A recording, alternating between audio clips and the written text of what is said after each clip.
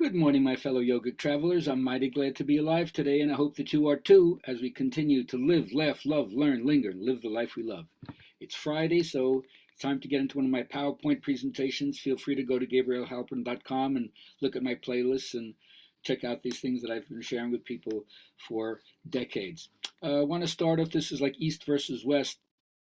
People are always talking about, are you a new soul or an old soul? Like you've been around the block a couple of times, or you're coming in hungry for experience. But the wine of spirit is poured into the new vessels. And the new vessels is there every fetus, every baby is born like a new Buddha coming in with things that its generation needs. So you could say we're coming from the ancestors and with messages for this new generation. So the first thing we understand is when we're playing this game, East or West, we're trying to connect to the transcendent mystery, right? The super essential darkness, the abyss of mystery out of which everything comes and into which everything goes back. And we kind of like don't know really what it is, but we're in awe of it. Now we're all distracted by adult toys, whether they're cars or Nikes or computers or whatever. It takes us away and gets us in the folly of life, in Babylon, you could say. And then instead of understanding the first commandment, which is supposed to be love God with all your heart and soul, let nothing be come between you and that, we forget with these little fascinations that take us down the side trails. But the first thing we learn from doing this thing is whatever you do, carry out your life with joy. Don't just do the tasks in front of you in a kind of dry way because you were told you should, or you're going to collect brownie points for heaven or anything like that. Just bring your vitality, bring your awe-inspired quality into the miracle of life and celebrate with people. Now, thank you for creative perception. Thank you, creative, for giving me the drama I need in my life without even talking to people. Oh my God, we all create our own melodrama, but you can have a different way of perceiving yourself in your life if you align yourself with what I would call the spiritual and transcendent values. Now, I like to break it down. It's one of my teachings to understand the difference between fact, simile, and metaphor. Fact is when we say there's a lion cub that's been born at the zoo. You don't have to believe me. You go down to the zoo and you look in the big cat cage and say, oh, yeah, a new lion cub was born. So that's a fact. One to one correspondence with reality. Then I wake up one day, I drink some Kodiak roast in the morning. I say, I feel like a lion. So I'm making a identification between a certain quality of a lion, king of the jungle, fierceness, uh, top of the chain of the predator lion, certain kind of confidence that they go in the jungle with, and so forth, and the idea that it's like me, what I'm feeling today. But I'm not actually a lion, but I make myself a simile as if it's like a lion. Like life is like a bowl of cherries. It really isn't like a bowl of cherries, but what does it mean? There's aspects of it that are beautiful and sweet and tasty and so forth. And then you have Lion of Judah. I have a dream one day where the rabbi comes to me and we're both on the beach and he follows, tells me to motions me to follow him, and he goes into the ocean and dives in. And I'm about to dive in, but I said, I should take off my clothes first. But no, he didn't take off. So I just jump in right that and I'm bathed in the ocean. I try to let go. I couldn't drown if I wanted to. I'm being buoyed up and supported by the ocean. And then I wake up. All right, so now the metaphor is I come out of that dream and I say, I am the Lion of Judah. I can't prove it in a court of law, but neither can it be disproven because now I've taken the metaphor, the symbol of feeling like the lion that's connected to the Judaic path. And now all of a sudden, there's the metaphor. The moral task of man is process of spiritualization. All creatures are go-betweens, and we are placed in time by that diligence in spiritual business that we may grow liker and nearer to God. The aim of man is beyond the temporal, in the serene region of the everlasting present. So says Micah Estar. So, as he says, the ultimate leave taking is leaving God for God. That means the images and concepts that we have, put that aside, allow something else to come in, because everybody has, this is in Latin, ancilla animae, the spark of spirit. But when we're young, what we do is we train our parents, just like a dog is learned to heel. So, if they're solicitous parents, when the baby has some need, the baby brings the world to heel with every nod and shriek.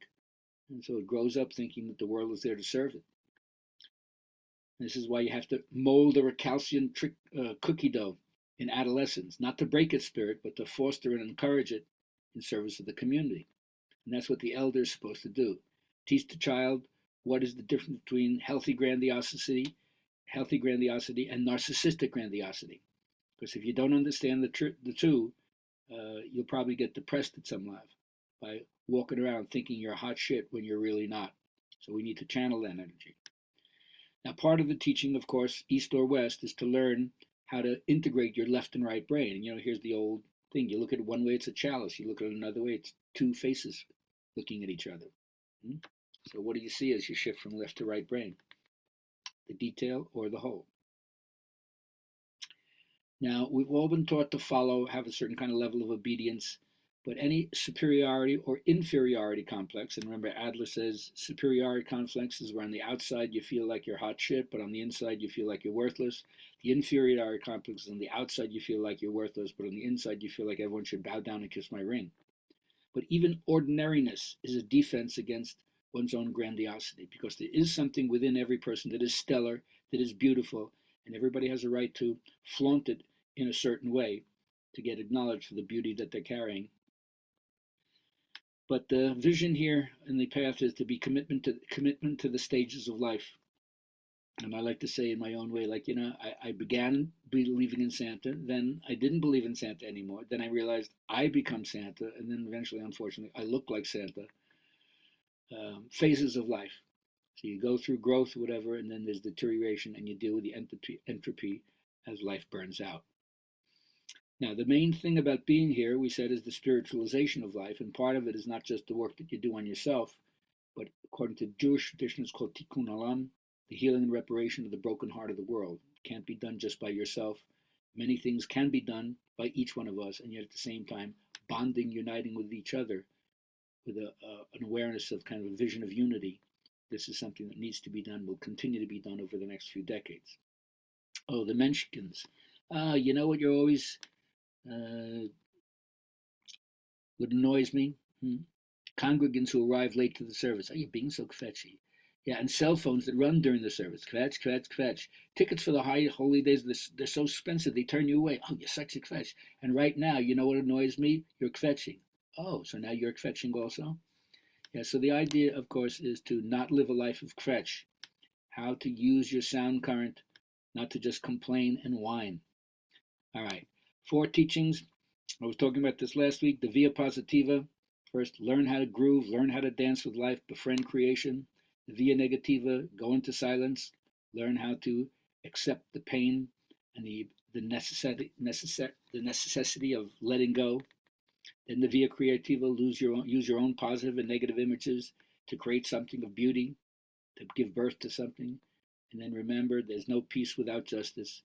So you have to speak up against the things that you feel are outrageous and unfair and find your way to work with that so that those 4 paths become a balanced way of looking at spirituality in your life. And then you have what they call realized eschatology.